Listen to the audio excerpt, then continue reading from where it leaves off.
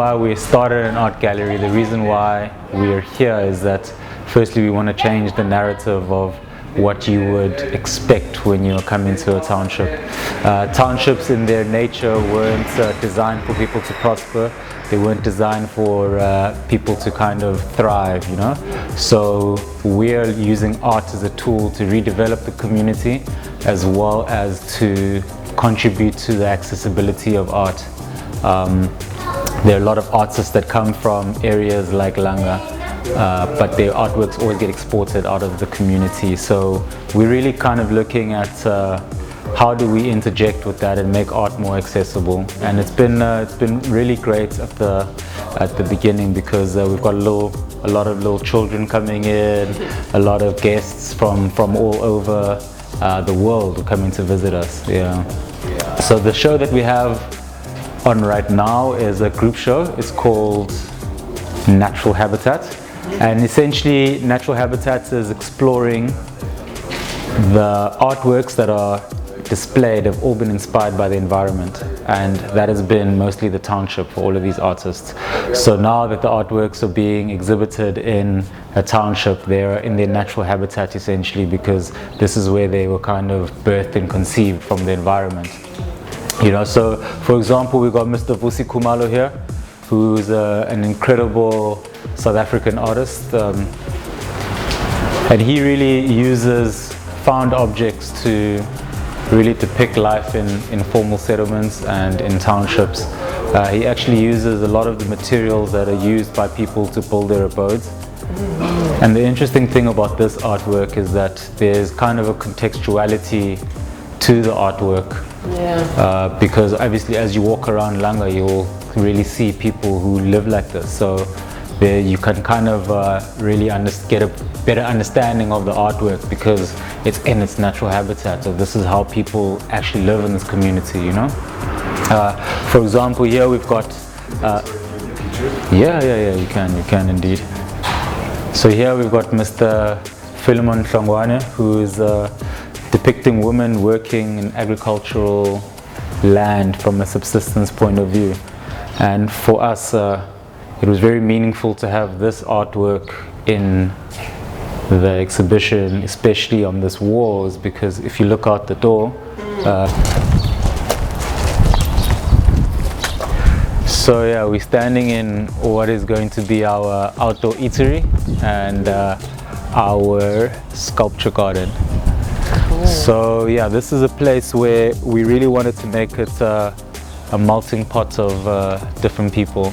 We feel that a lot of people, especially visiting Langa, get to walk around the neighborhood and kind of see how it's built and the infrastructure part, but there's very little interaction with the actual people of Langa, and we feel like that's where the value is, that's where the richness of the community is. So we want to really make this a place where people can come and interact and have a good time, and we want to focus on a more healthier option. I think that a lot of people in this neighborhood want to choose the healthy route, but sometimes it becomes so inaccessible. So we really want to increase that accessibility, have things like fruit juices, have things like smoothies, breakfast bowls, salads, things that are nutritionally dense. And then us co-founders of the gallery space, when we started the project, we also started a non-profit organization called the Masake Foundation, and that is our first project. It's the Lerotholi food garden. Next week we're going to be redoing the fence of this whole property and have a gate that opens up into the garden, and we're going to be really kind of focusing on a farm-to-table concept where it's locally sourced goods. So a lot of the ingredients we're going to be using on this side and consuming this side is going to be grown right next door, you know. And the fence will be really gone then. Yeah, the fence will be gone, so there'll be a gate. Yeah. So this project, the Masake Foundation, we're doing it in collaboration with the Red Cross Society, as well as the South African Urban Farm and Food Trust. And it's been a real successful project. A component of the project, as you can see, that area with the wood chips and that first structure, that is what is going to be our agri-hub. So currently in Langa there's about 31 different size urban farms, and they had to really get their inputs in Philippi, which is about 50 minutes there and back by public transport. So a lot of the farmers were spending a lot of money using public transport, as well as only being able to buy as much as they can carry in that public transport. So with our collaboration with the South African Urban Farm and Food Trust, we've been able to develop a network of these urban farms and actually aggregate their orders, and we've been able to drop the inputs of the farmers by 80%. So that's been a real great success. That area is going to be the heart of what the agri-hub is, so you'll be able to get your seedlings, be able to get your compost, and then we'll also be providing access to market. So for those farmers who want to use farming as an economic kind of element, will be able to sell their produce to us, and we'll find the access to the market. All right. Yeah. So how does it work if you want to take part there? So if you want to, I don't know, start growing something on your field, how does it work? So there's a collective of farmers. We started this project. There were already farmers here. We just took it upon ourselves to really highlight the project and try get resources funneled into this project. So we're not prescriptive at all about how they farm. The farmers are currently farming as a collective, and they've got their guiding principles and the way that they operate. So if another farmer wants to come and farm, there's a process that they have to go through in order to join the farm. So so that's all. The land is owned collectively by the farming collective? So the land is owned by the South African Red Cross Society. All right, So that's our other partners. So they've given us a 10-year lease on the land, and so they have been quite instrumental in this making this project happen. Where are you going to cook? Sorry for the busy question.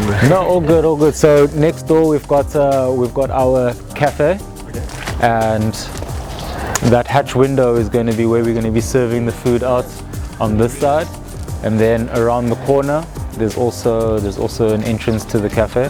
Unfortunately it's load shedding now, so we can't offer you guys any coffee, but it was cool. Earlier we had some latte artists come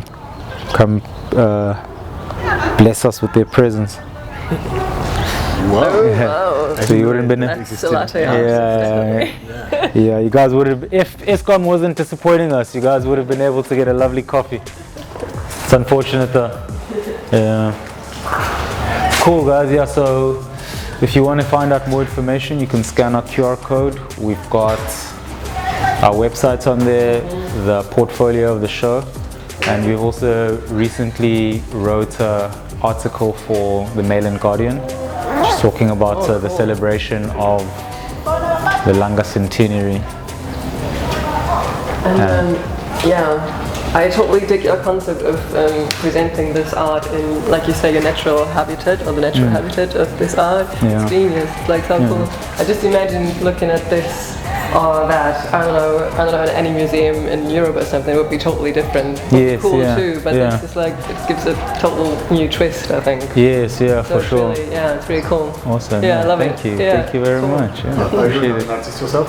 No, I'm not an artist. I'm not an artist. I assist artists develop their careers essentially. And how did you end up launching that business?